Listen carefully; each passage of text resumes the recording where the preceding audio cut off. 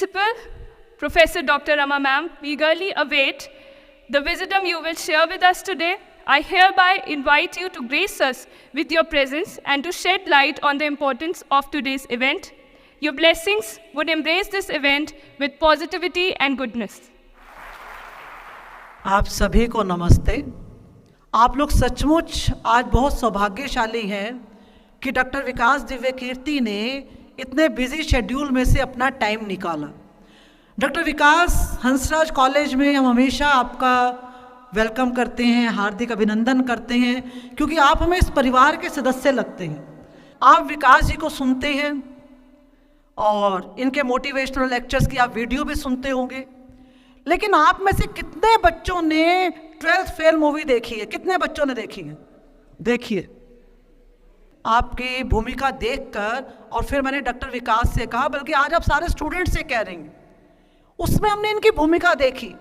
अब हम उस दिन का इंतजार कर रहे हैं जब आप में से कोई विद्यार्थी आगे आए और डॉक्टर विकास दिव्य कीर्ति पर एक मूवी बनाए।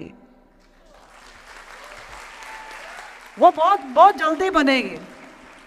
तो इसी आशा और विश्वास के साथ डॉक्टर विकास, आपका हंसराज कॉलेज में बहुत बहुत अभिनंदन। ईश्वर आपको इसी तरह से हमेशा उत्साह दे, आपको ऊर्जा दे और आप हंसराज कॉलेज में इसी तरह से आते रहें। बहुत बहुत धन्यवाद। नमस्ते। आपने विकास सर को कई बार यूपीएससी पे चर्चा करते देखा होगा, सुना होगा, किंतु आज का विषय थोड़ा अलग है। हमें अपने पिछले कल को भूलकर एक बेहतर भविष्य की ओर आगे बढ़ना चाहिए। मैं विकास सर को इस मंच पर आमंत्रित करना चाहूँगी कि वो इस कथित विषय पर अपने विचार प्रदर्शित करें और हमारा मार्गदर्शन करें।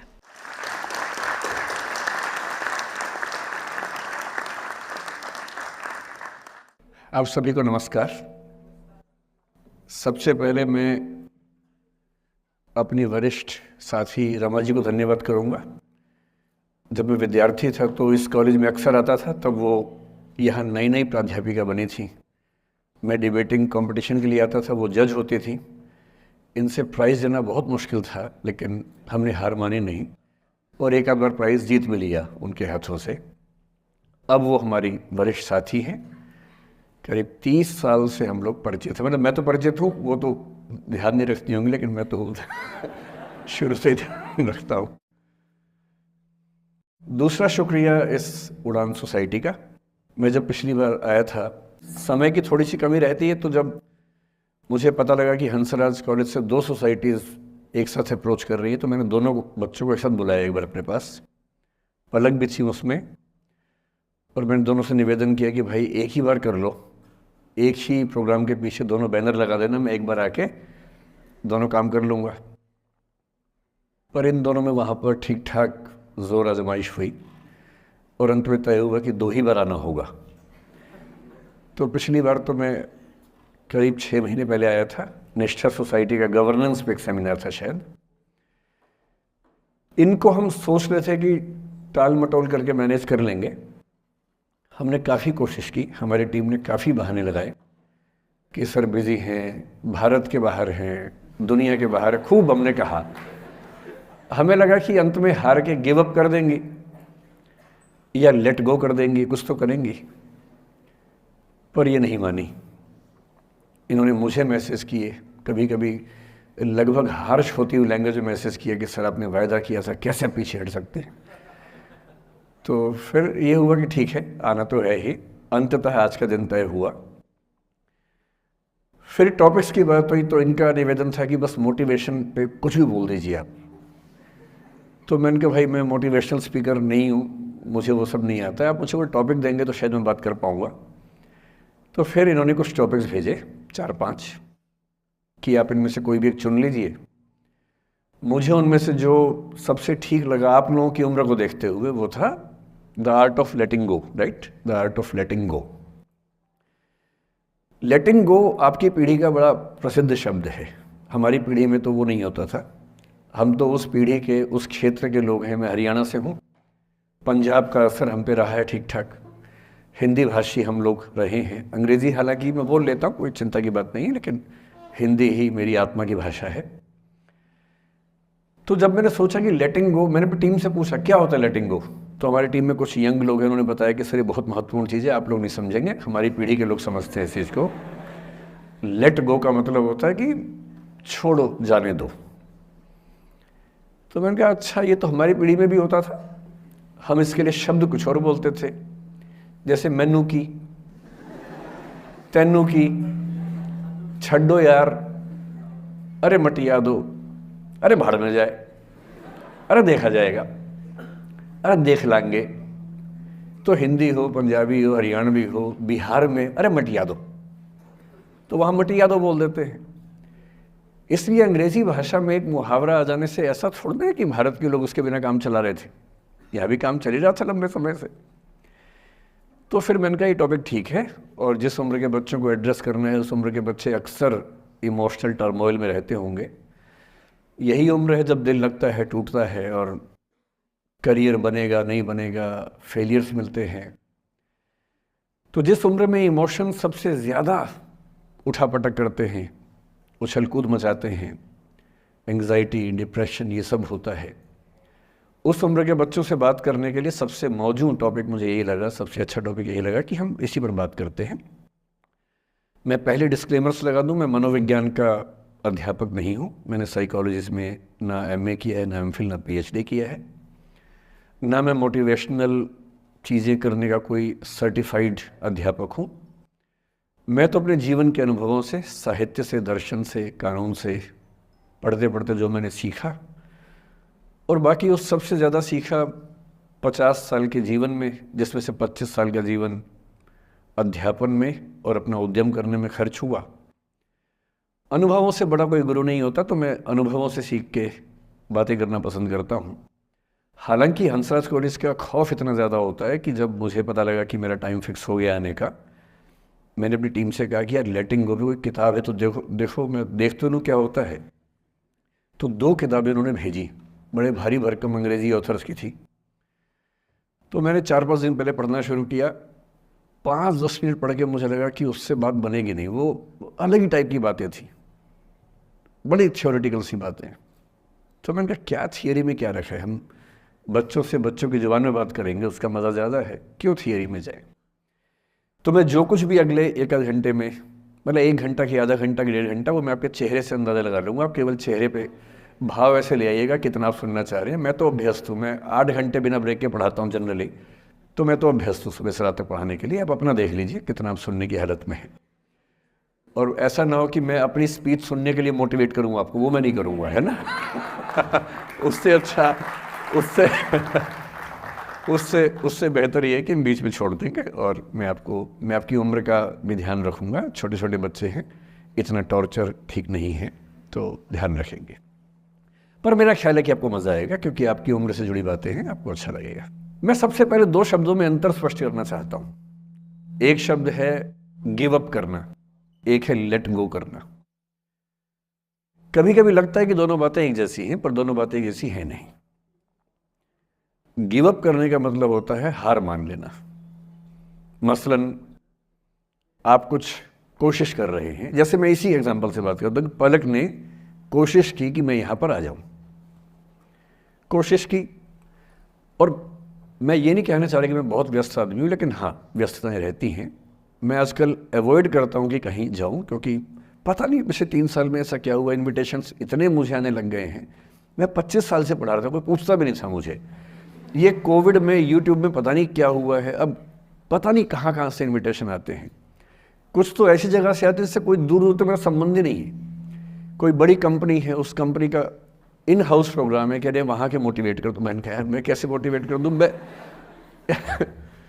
तो फिर अब हमने पॉलिसी बनाई है कि जितना कम हो सके उतना कम जाएं। रमा जी का आदेश तो मेरे सर माथे पर है, मेरी सीनियर है, मैं उनको मना नहीं कर सकता हूँ, लेकिन जनरली मैं कोशिश करता हूँ कि ना जाऊँ। अच्छा, मना करना ख़राब लगता है, तो हम क्या करते हैं कि धैर्य की परीक्षा लेते हैं। जैसे इनके लिए हमने सिंपल पॉलिसी है कि जब कोई बच्चा कहे आने के लिए, उसको बोलो कि सर 3 महीने फ्री नहीं है, 6 महीने फ्री नहीं है, 1 साल चंद्रमा पर गए हुए हैं। कुछ ऐसा वैसा बोल के टालो, किसी का दिल भी ना दुखे और मैं भी अपना समय बचा लूँ। तो हमने इनको बहुत परेशान किया। 3 बार 4, मतलब किया तो मेरी टीम के मेंबर ने, पर मेरे निर्देश पे किया, तो आप उनको मत कुछ कहिएगा, मैंने कहा था। तो 3 बार 4 बार 5 बार टाला, नहीं हो पाएगा, कोशिश करेंगे, अच्छा देखते हैं, नहीं हो पा रहा है, ऐसे करके। अब इनके सामने 2 ऑप्शंस थे। एक ऑप्शन ये था कि हार मान लेती और अंत में बोलती कि चलिए कोई बात नहीं, दुख हो रहा है हमें, ये होता है गिव अप करना। एक दूसरा स्टांस भी होता है, दूसरा स्टैंड भी होता है कि कोई चीज़ आप हासिल करना चाह रहे हैं, आपको नहीं मिल रही। मसलन ये मुझे बुलाना चाह रही है, मैं नहीं आ रहा, मैं बिना बात के भाव खा रहा हूँ, नहीं आ रहा हूँ। और एक समय के बाद ये इस मूड में आ जाती कि भाड़ में जाओ, नहीं यार तो भाड़ में जाओ, तुम जैसे बहुत देखे हैं, एक ढूंढेंगे 100 मिल जाएंगे तुम्हारे जैसे, क्या समझते हो अपने आप को। और फिर मैं कहता मैं आना चाहता हूँ, कहते नहीं हम नहीं बुलाएंगे आपको। ये होता है लेट गो करना। क्यों किसी को इतना भाव देना है भाई? अगर कोई चीज़ नहीं हासिल हो रही तो भाड़ में जाए। क्यों किसी के लिए फ्रस्ट्रेशन झेलनी है, क्यों परेशान होना है? गिव अप करने में और लेट गो करने में इतना ही अंतर है कि आपने हार मान ली या आपने जेहन से निकाल दिया, दिमाग से ही निकाल दिया। किसी चीज़ को दिमाग से निकाल देना लेट गो करना है। किसी चीज़ के लिए कोशिश करते करते हार मान लेना और उस हार की फ्रस्ट्रेशन के साथ जीना गिव अप करना है। मुझे खुशी है कि आपकी मोटिवेशनल सोसाइटी के मेंबर्स कम से कम गिव अप नहीं करते। अच्छा वो लेट गो भी नहीं किया मुझे, वरना मेरा सम्मान बच गया।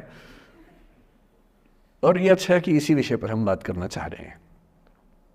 मैंने इस बीच में ये भी सीखा कि आपकी उम्र के बच्चों को कुछ भी बताने का सबसे अच्छा तरीका है कहानियाँ सुनाना। और आपकी उम्र की बात नहीं है, लिंक्डइन पर आप भी शायद होंगे, मैं भी वहाँ पर हूँ, जो प्रोफेशनल्स का प्लेटफॉर्म सबसे अच्छा माना जाता है। मैंने देखा कि आजकल जो बड़ी बड़ी कंपनियों के सीईओ हैं या सीएक्सओस कहते हैं, सीएफओ है, सीटीओ है या सीएचआरओ है, जो चीफ ऑफिसर्स होते हैं किसी कंपनी के, उनके लिए स्पेशल कोर्सेज चलते हैं स्टोरी टेलिंग के। और उसमें मान लिया गया है कि अगर आप किसी कंपनी के सीईओ बनना चाहते हैं तो बेसिकली जो स्किल आपको आनी चाहिए वो स्टोरी टेलिंग की आनी चाहिए। आप कहानी सुना सकते हो। मैं सच्ची कहानियाँ सुनाना पसंद करता हूँ, झूठ बोलने से बचता हूँ। मैं आपको 3-4 छोटी छोटी कहानियाँ सुना रहा हूँ।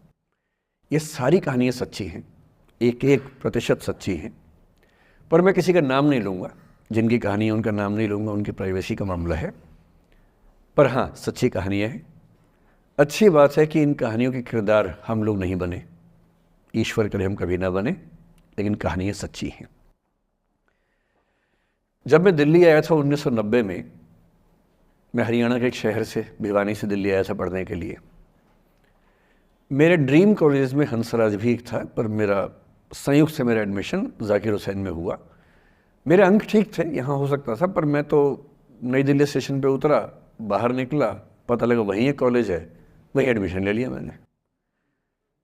तो लोगों ने कहा कि यार कैंपस बड़ा अच्छा होता है। मैंने कहा क्या फ़र्क पड़ता है, कॉलेज कॉलेज होता है, छड्डो, यही छड्डो में सिखाने आया हूँ आप लोगों को। ठीक है, स्टेशन से निकले वहीं कॉलेज है, मैंने घर जाना होगा तो आराम से कॉलेज से निकल जाएंगे, क्या रखा है कैंपस में। पर मेरा एक दोस्त जो मेरे साथ ही आया था उसी शहर से, उसने एडमिशन हंसराज कॉलेज में लिया। मैं और वो स्कूल के डिबेटर्स थे। डिबेटिंग में हम लोग स्कूल टाइम से काफ़ी एक्टिव थे। डीयू में आए तो यहाँ भी एक्टिव रहे। डीयू में मैंने करीब 5 साल डिबेटिंग की और मेरा ख्याल है कि लगभग मतलब 300-400 डिबेट्स मैंने जीती होंगी डीयू में, कुछ हारी भी होंगी, लेकिन मैंने खूब डिबेट, वो मेरा दरअसल दाना पानी था, रोजी रोटी मेरी वही थी कॉलेज के दिनों में।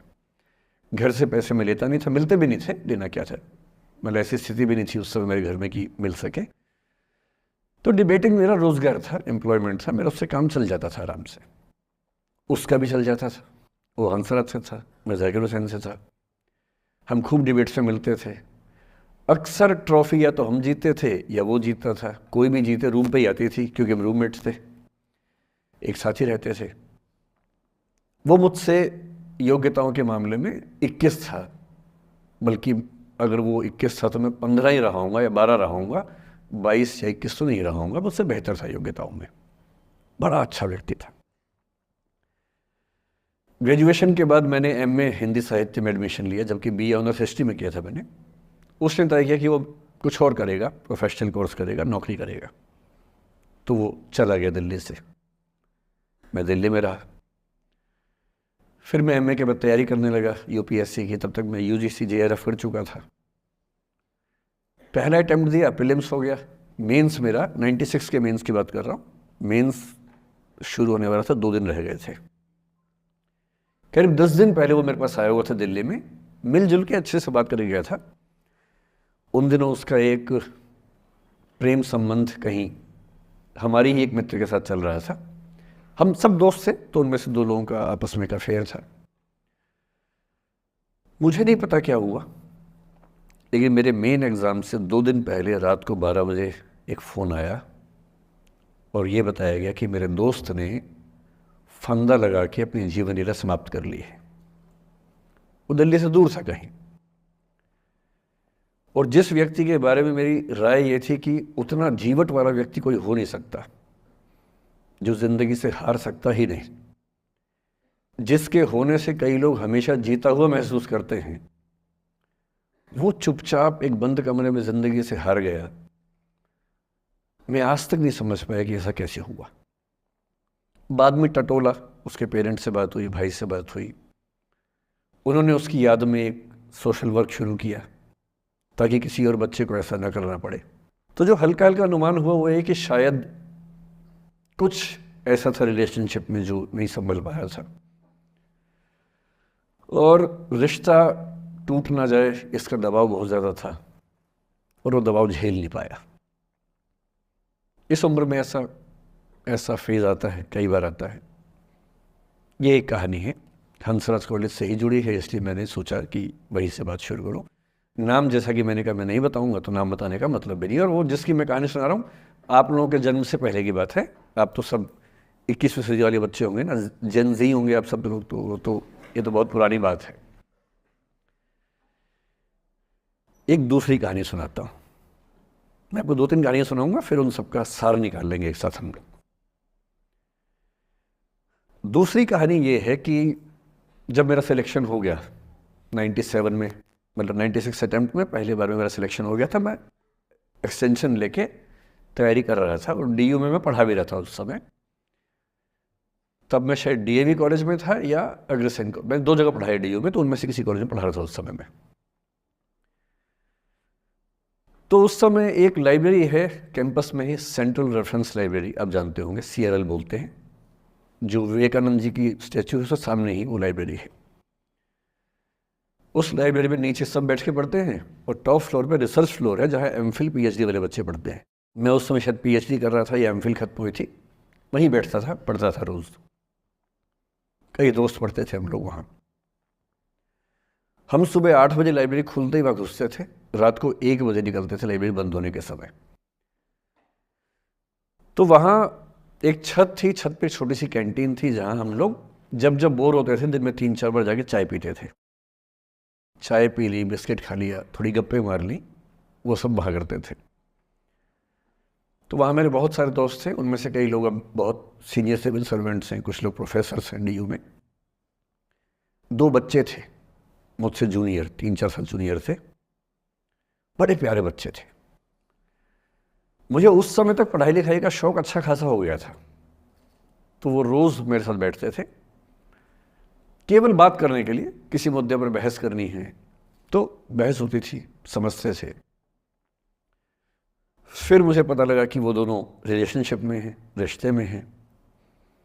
दोनों ने शादी भी कर ली। उनकी योजना डीयू में पढ़ाने की थी या सिविल सर्विस की भी थी, शायद, पता नहीं। मेरा इंटरेक्शन बहुत ज़्यादा उसके बाद रहा नहीं उनसे, क्योंकि मैं सर्विस में चला गया था। इतने जिज्ञासु बच्चे थे दोनों, इतने जिज्ञासु कि उनसे मिलकर तबीयत खुश हो जाती थी, कि हर चीज़ जानने का मन करता था उनका, हर विषय पढ़ने का मन करता था। एकदम जीवन से भरे हुए बच्चे, आंखों में चमक, ऐसे। फिर दोनों की शादी हुई तो मैं शादी में जा नहीं पाया, क्योंकि मेरा रिश्ता सिर्फ लाइब्रेरी में 1 घंटा गप मारने वाला था, उससे ज़्यादा था नहीं रिश्ता उनके साथ। फिर सुनता रहता था कि मैं सब बढ़िया चल रहा है, पढ़ाई कर रहे हैं, तैयारी कर रहे हैं। इंटरकास्ट मैरिज की उन लोगों ने, खूब हंगामा हुआ, दोनों घर में तलवारें खिंच गई, किसी तरह से तलवारें संभाली गई, मैनेज हुआ, दोनों साथ रहने लगे। और फिर 3-4 साल के बाद एक दिन मैंने खबर सुनी कि उस बच्ची ने फंदा लगा के जीवन लीला समाप्त कर ली। ये बात भी दिल्ली विश्वविद्यालय की है, उस दौर के सब लोग इस कहानी को जानते हैं। मेरे ख्याल से ये दोनों कहानी आपकी प्रिंसिपल मैडम जानती होंगी, नहीं ध्यान कर पाएंगे तो मैं उनको जैसे नाम बोलूँगा अकेले में वो तुरंत समझ जाएंगे मैं किसकी बात कर रहा हूँ। मैं आज तक नहीं समझ पाया कि ऐसा क्या हुआ होगा। तो बाद में अनुमान जो हुआ वो ये, इंटरकास्ट मैरिज, परिवार का दबाव, समाज का दबाव, आपस के दबाव, टॉक्सिक रिलेशनशिप, अंत में उस दबाव को न झेल पाना और जीवन समाप्त कर देना, ये हुआ। ये 2 घटनाएं हैं। एक तीसरी घटना ये है कि दिल्ली में आज से 25 साल पहले घटना घटी। आप लोग तब बस पैदा हुए होंगे, घुटनों में चल रहे होंगे, या उससे 5-7 साल पहले की बात रही होगी। ये घटना दिल्ली के सब सीनियर लोग जानते हैं, जिनकी उम्र 35-40 साल है वो सब जानते हैं इस घटना को। मोबाइल फ़ोन में वीडियो नया नया आया था उस समय। अब तो आपके हर फ़ोन में वीडियो है, अब तो सामने भी है ताकि आप वैसा वाला मुंह बना के सेल्फी खिंचवा सके। पाउट बोलते हैं ना, मैं उसको देसी भाषा में सूअर जैसा मुंह बोलता हूँ, और वैसा ही बनता भी है, क्यूट क्यूट सा सूअर जैसा मुंह बना के लोग सेल्फी खिंचवाते हैं, उसको बोलते हैं पाउट। तब तो कैमरा फ़ोन में पहली बार आया था, तब लोग अभ्यस्त नहीं थे। अब जैसे आप लोग कितने अभ्यस्त होंगे, हम भी होने लग गए।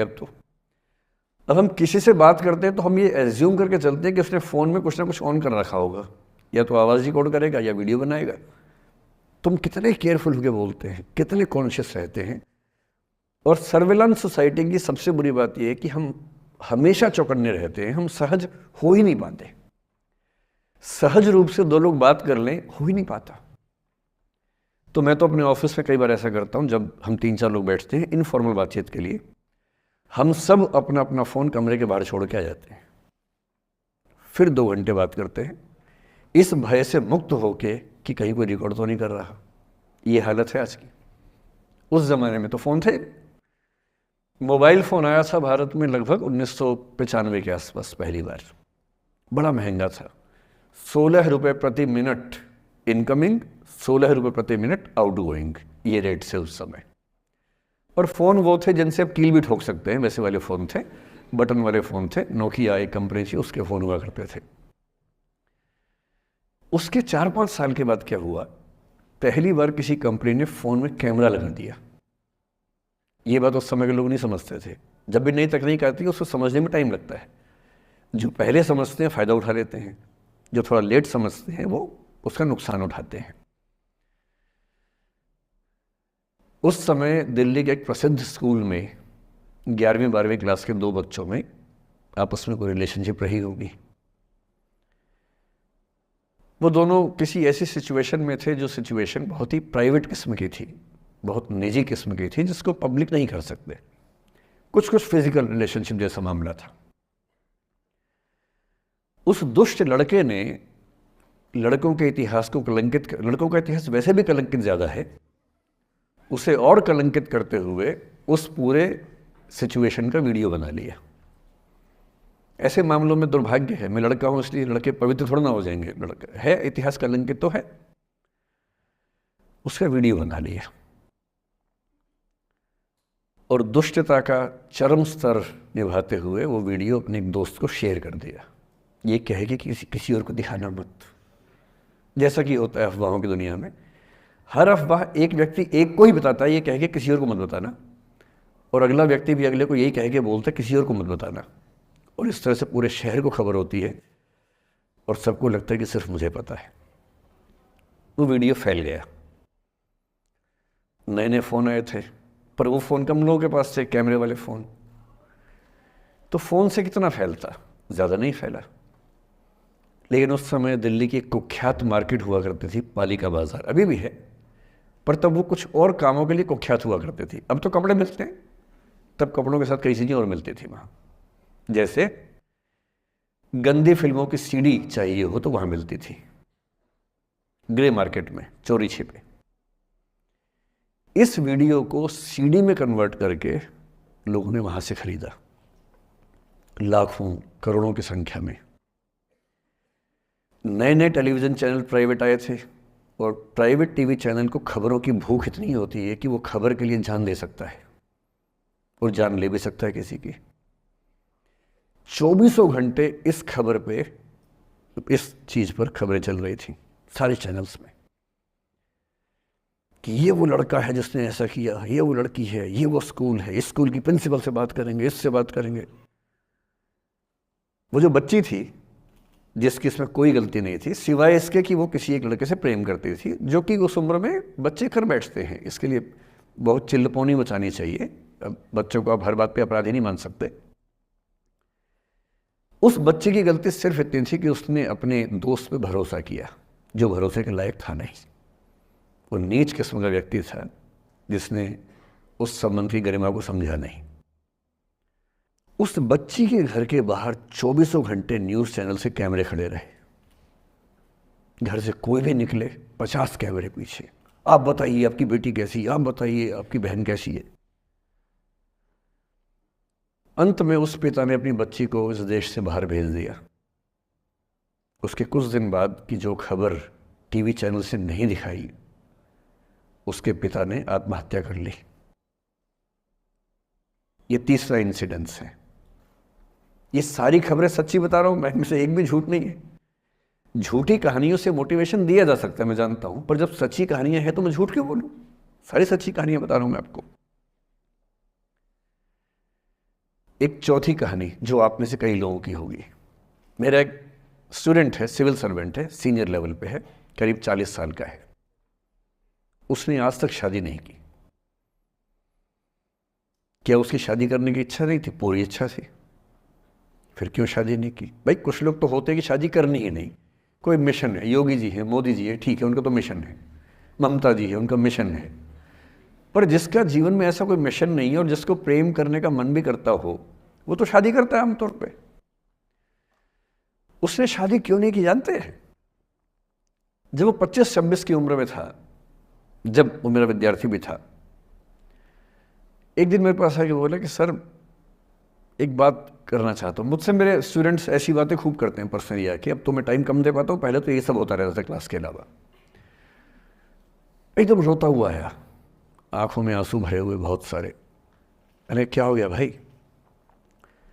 तो फिर उसने किसी का नाम बताया कि सर वो ही मेरी स्टूडेंट थी, कि सर उसके साथ रिलेशनशिप थी, उसने धोखा दिया है मुझे। अच्छा, धोखा देने वाली कहानियाँ मुझे बहुत अपील नहीं करती। मेरा मानना है कि दोनों पक्षों की गलतियाँ होती हैं। आप केवल अपने पर्सपेक्टिव से सोच के धोखा करते रहते हैं, ऐसा थोड़ा ना होता है भाई। कुछ तो मजबूरियाँ रही होंगी, कोई यूं ही बेवफा नहीं होता, कुछ तो वजह होगी ना। आप थोड़ा उसकी वजह, उसका भी तो, उसकी कहानी भी तो सुनिए। और मैं जब जब दोनों कहानियाँ सुनता हूँ मुझे लगता है कि मामला ग्रे है। आप किसी एक पे उंगली उठा ही नहीं सकते कि इसने ऐसा किया। दोनों की गलतियाँ होती हैं, ऐसा थोड़ा ना कि एक की होती है। बहरहाल इन भाई साहब को ऐसा लगा कि धोखा हो गया उनके साथ, तो मैंने कहा चलो कोई बात नहीं यार, हो गया तो हो गया, तू नहीं कोई और सही, ऐसा क्या है। इतनी बड़ी दुनिया है, 8 अरब की आबादी अब है, उस समय भी 6-7 अरब तो थी। मैंने कहा 3.5 अरब 350 करोड़ में कोई तो होगी तुम्हारे लिए, ऐसा क्या है, कोई और देखेंगे। पर वो थोड़ा ज़्यादा सेंटिमेंटल था उस समय। धीरे धीरे पता नहीं उसके मन में क्या बैठ गया, उसके मन में ये बैठा कि दुनिया की सारी लड़कियां धोखेबाज होती हैं। ऐसे मूर्खों की कमी नहीं है दुनिया में, ऐसे बहुत मूर्ख हैं। दर्शन की दुनिया में इसे अवैध सामान्यीकरण कहते हैं, इलिसिट जनरलाइजेशन। इसका मतलब बहुत छोटे सैंपल के बेस पे ये समझ लेना कि ये थियरी पूरे ब्रह्मांड पर लागू होती है। एक लड़की ने धोखा दिया, मान लीजिए धोखा दिया, धोखा इसने दिया कि उसने दिया कि किसी ने दिया, जो भी कहानी हो, एक सैंपल से ये मान लेना कि सब ऐसे होते हैं। और उसके बाद से उसने कम से कम 10 बार कोशिश की, 10 लोगों से मिला, बातचीत की शादी के लिए। डेटिंग तो क्या करेगा 40 की उम्र में, लेकिन हाँ बातचीत करके देखा कि शायद रुचियाँ मिल जाएं, स्वभाव मिल जाए तो शादी के बारे में सोचें। हर बार 3 4 5 मीटिंग के बाद वापस हट जाता है। अब तो मैंने पूछना बंद कर दिया है। जब तक मैं पूछता था, बोलता था कि सर 3 4 मीटिंग के बाद लगता है कि ये भी वैसी ही है। मैंने कहा भूल जाओ भाई, उससे भूल जाओ, बात खत्म हो गई। उसके बच्चे घूम रहे हैं आजकल स्कूल में, अब तुम कम से कम शादी तो कर लो। वो भाई साहब आज तक अकेले हैं और अब तो बाज़ार में मूल्य भी कम हो गया उनका, अब विकल्प भी ज़्यादा नहीं मिलते हैं। अब जो विकल्प मिल रहे हैं वहाँ उसकी रुचि और कम हो गई है। तो पूरी संभावना है कि वो जीवन अकेले ही गुजरेगा अब उसका। एक अंतिम एग्जाम्पल देके फिर मैं निष्कर्ष की तरफ बढ़ूंगा। मैं एक आईएएस ऑफिसर को जानता हूँ, 2 आईपीएस को जानता हूँ, बहुत योग्य लोग, देश के सबसे